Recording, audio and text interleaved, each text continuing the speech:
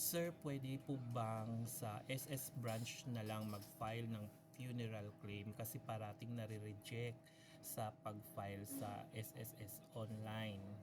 So, ang sagot po, pwede naman po sa SS branch mag-file ng funeral claim kasi hindi pa naman lahat ngayon naka-adapt sa proseso na sa online pwedeng mag-file ng funeral or burial claim. Pero dapat bago ka pupunta or tutungo sa SS branch, dapat dala mo na ang mga kailangang requirements ni SSS. Unang-una po, dapat meron kang dalang SSS proof of membership. Ibig sabihin noon, dapat dala mo yung katibayan na ang namatay ay isang SS member tulad ng UMID, SSID, SSE1, SSSE4, or SSSE6. Alin man doon, dapat may dala ka niyan na yung namatay ay SSS member. Pangalawa, dala nyo po ang death certificate. Death certificate ng namatay na ito po ay certified own copy or certified true copy kung naka-xerox yung inyong death certificate. Pangatlo po, dala po ninyo ang tawag niyan, yung proof of payment. Yun po yung resibo. Sa proof of payment or resibo po, dapat yung resibo nyo po ay mayroong TIN.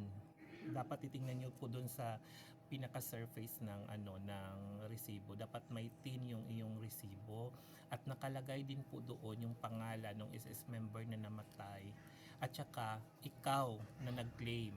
Ganito po kasi yon, kung sino po yung nagbayad sa funeral o sa burial sa namatay, siya lang po ang pwedeng mag-claim ng burial or funeral sa SSS. Kaya dapat kung ikaw yung magpa-file ng burial or funeral sa SSS, ikaw po yung nakasulat sa resibo ng punerarya.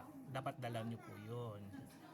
Pagkatapos po, kung kung ang namatay po ay single, ibig sabihin ng single, yung wala po siyang asawa, dapat handa ka na hihingi sa SSS ng mga secondary documents tulad ng birth certificate or Senomar at saka waiver. Ito yung waiver, ito yung pinapanotaryo sa abogado kasi mapipirmahan mo yan sa naulila nung nung namatay. Pwede ang kanyang mga magulang, magpapapirma ka din doon sa kanila kahit ikaw yung magki-claim ng kanyang funeral or kanyang burial claim. Gano'n. Dapat may dala ka ng waiver.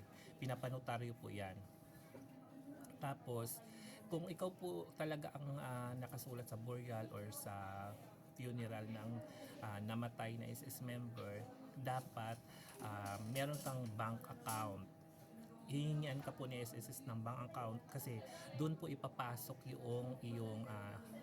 yung proceed ng burial claim. So, dalawa pa pagpipilian mo kung wala ka pang savings account or bank account na open na hindi dormant or hindi po siya closed, pwede ka rin magbigay ng GCash. Pwede po ang GCash sa burial claim or funeral claim. Ganun po. Yun po yung mga primary requirements kapag mag-claim po sa SSS ng burial or funeral claim na sa branch ka magpupunta. Pero yung mga binabanggit ko din ay pwede po din na yun din ang gagamitin mo sa pagpa-file sa online. Kaso lang, sabi mo nga, nire-reject parati, maaring hindi tama ang pag-upload mo sa mga requirements or nakulangan si SSS sa mga requirements, kaya pinapapunta ka na lang sa SS branch para matulungan kanila at mas mapadali po ang pag-claim nyo po ng SSS burial or funeral claim. Okay? Sana nasagot ko po yung iyong tanong.